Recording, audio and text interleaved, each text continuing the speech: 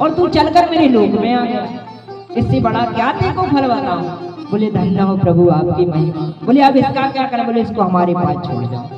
अब भगवान विष्णु ने उसके कान में कहा, देख राम नाम का मूल्य तो हमें भी नहीं पता, फिर भी इससे बढ़कर कोई मूल्य नहीं है। तुम्हारी पालकी में स्वयं जगत पिता जगदीश्वर भोलेनाथ लग गए हो, उससे बड़ा कोई मूल्य नहीं है।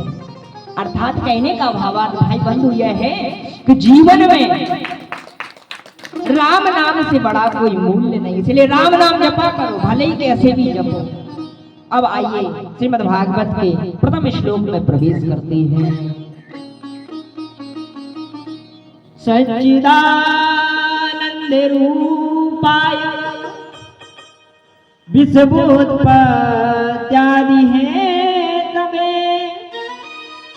तापत्रय विनाशाय श्री कृष्णाय वयं नुमः।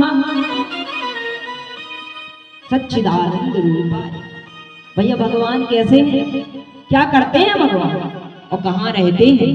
हम आपसे पूछें दयाराम भैया, भगवान कहाँ रहते हैं, क्या करते हैं भगवान, तो आप क्या जवाब देंगे? अब आप श्रवण करिए। सच्चिदानंद रूपाय सत्य घन चित्त घन आनंद घन सच्चिदानंद घन।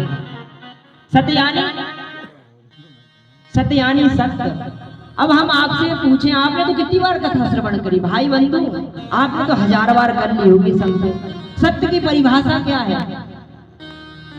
सत्य की परिभाषा क्या है बताओ भैया? सत्य की परिभाषा हम बताते हैं।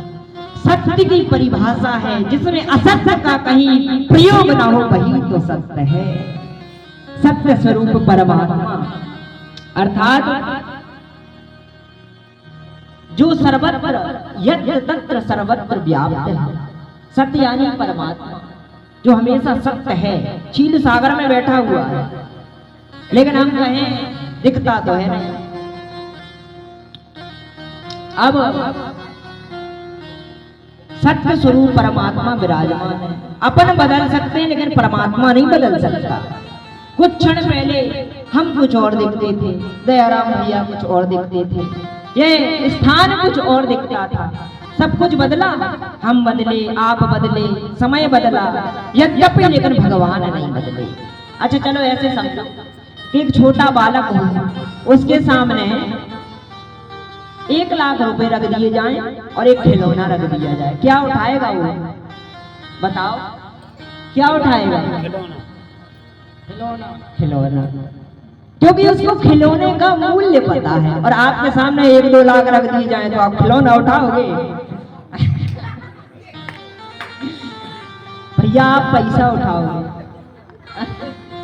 अर्थात कहने का भावार्थ यह है कि बचपन में आप खिलौना उठाते थे, अब आप पैसा उठा रहे हैं।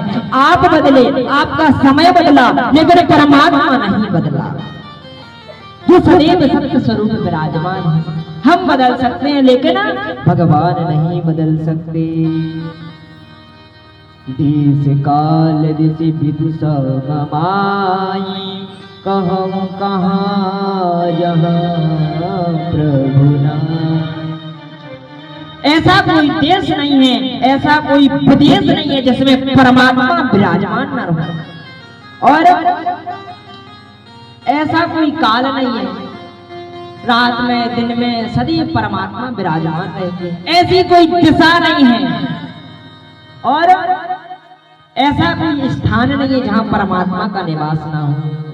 मानो तो मैं गंगा माओ बनना बहता पानी, अगर आप मानो तो पत्थर में भी भगवान प्रकट कर सकते हैं, इतनी क्षमता आपके पास है। अब ऐसे सब स्वरूप परमात्मा को हम प्रणाम करते हैं। अब चित्त का अर्थ बताते हैं। चित्त यानी प्रकाश, भगवान स्वयं प्रकाशवान है। जिस प्रकार एक अंधेरा कमरा हो, उसमें एक दीपक रख दिया जाए तो क्या हो जाएगा? प्रकाश हो जाएगा। उसी प्रकार परमात्मा ने हमारे अंदर प्राण डाले, अर्थात ये जो शरीर है इसमें जब तक प्राण है घट में तब तक तो जिएगा चलेगा, जैसे ही प्राण निकले तो राधे राधे। अर्थात इस जगत को प्रकाशित करने वाले परमात्मा जो सदैव प्रकाशित करते हैं। इंद्र में भी गंधर्वों में भी इतनी क्षमता नहीं है कि वे बाहुबल स्वयं ले आए। भगवान स्वयं बाहुबल भी देने वाले हैं। और ना सूर्य भगवान में इतना प्रताप है कि वह इस जगत को प्रकाशित कर दें। स्वयं नारायण के प्रताप से यह जगत प्रकाशित होता है। अब प्रत्येक जीव के अंदर प्रकाश करने वाले चित्त स्वरूप परमात्मा को हम प्रणाम करते हैं। अब आनंद की परिभाषा, आनंद क्या है? हम आनंद को जगह जगह खोजते हैं,